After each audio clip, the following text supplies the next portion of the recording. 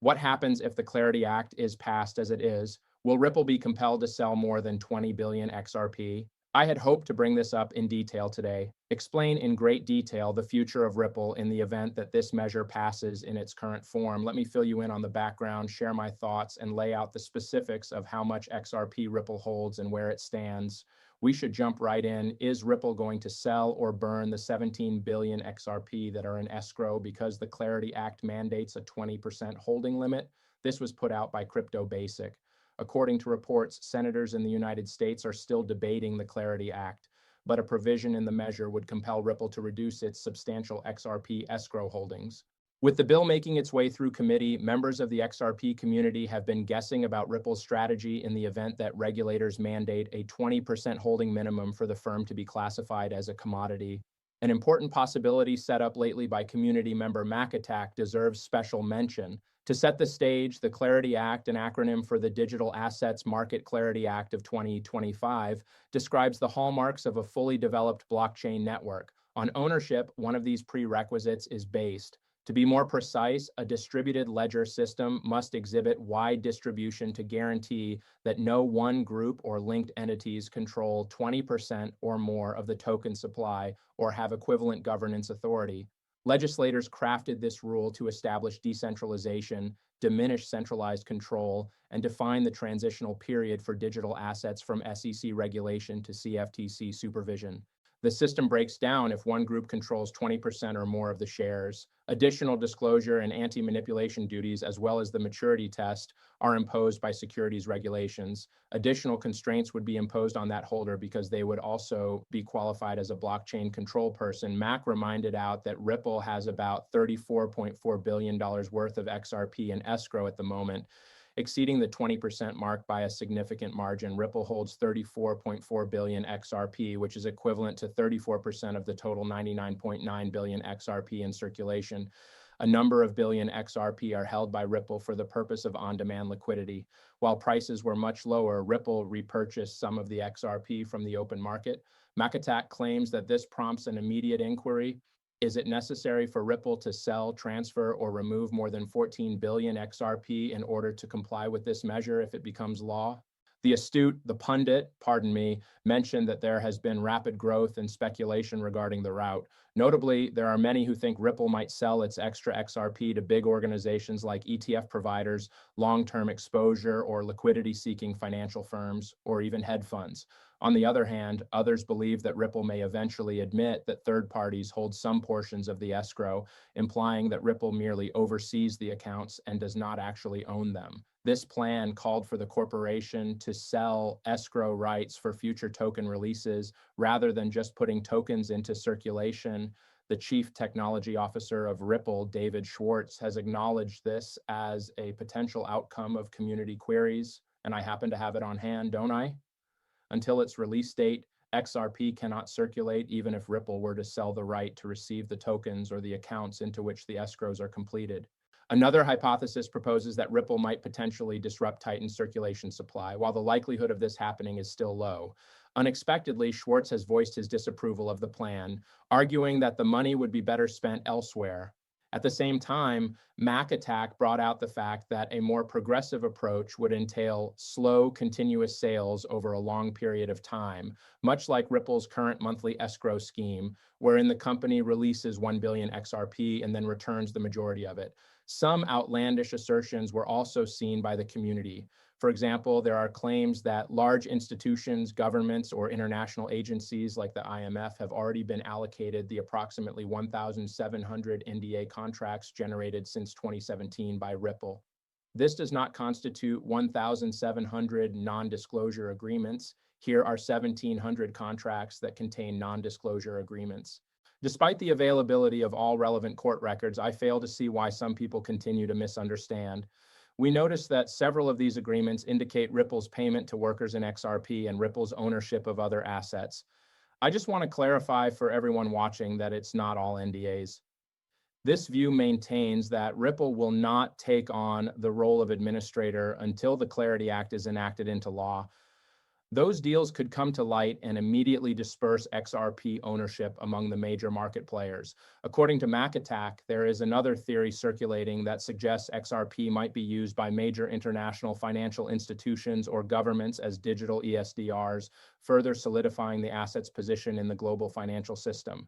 To make this a reality, XRP would have to be the official currency of a nation, or else the regulations and policies pertaining to special drawing privileges would have to be revised to incorporate XRP. Some think the upcoming administration may cause a spike in market interest if Ripple transferred some of its holdings to the US government or Federal Crypto Reserve, according to another version. There are those who believe that Ripple might reorganize the escrow system altogether, discontinue the monthly releases, and provide power to separate companies. This would hasten decentralization and increase XRP's attractiveness to institutional products like ETFs. In response, Brad Kimes from Digital Perspective stated that Ripple might have utilized option contracts to pre-allocate substantial quantities of XRP to key partners, a practice reminiscent of the initial agreements with R3 and GreatKid. Igrag Crypto, a market analyst, has suggested that Evernorth, Ripple's new XRP treasury firm, would be another way for the corporation to cut back on its direct ownership. Until Ripple announces its strategy for the escrow balance, these assertions are purely conjectural. Noteworthy, with significant bipartisan support, the Clarity Act was enacted by the U.S. House earlier this year. In September, the bill was sent to the Banking Committee by the Senate after it was received by the chamber. As legislators deliberate competing ideas such as the Responsible Financial Innovation Act, another bill that originated in the Senate, and Housing and Urban Affairs. What then would be Ripple's solutions to this problem? Please take a look at this also. If you own 5% or more of the issuer's tokens, are a founder, or are an executive employer, you are considered a digital commodity affiliated person under the bill. Significant individuals or groups with shared management or ownership. Additionally, considers if the asset or system is subject to the unilateral control of any individual, organization, or entity that is under common control, either directly or indirectly via a contract or arrangement.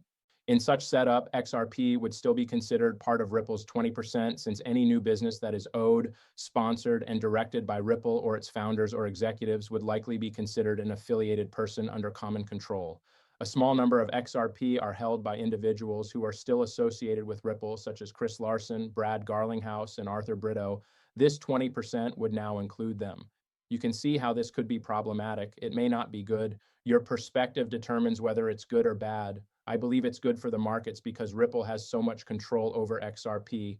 Some would take a different view. Leave a comment telling me whether you think this is good or bad.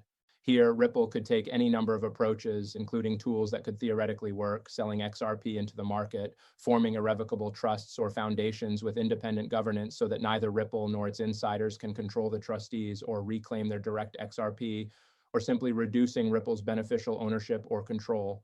Obviously, burning it probably isn't the best choice. How much XRP are we actually talking about? Let's find out. At the moment, Ripple and its staff have ownership over XRP, which is valued at around 39 to 42 billion.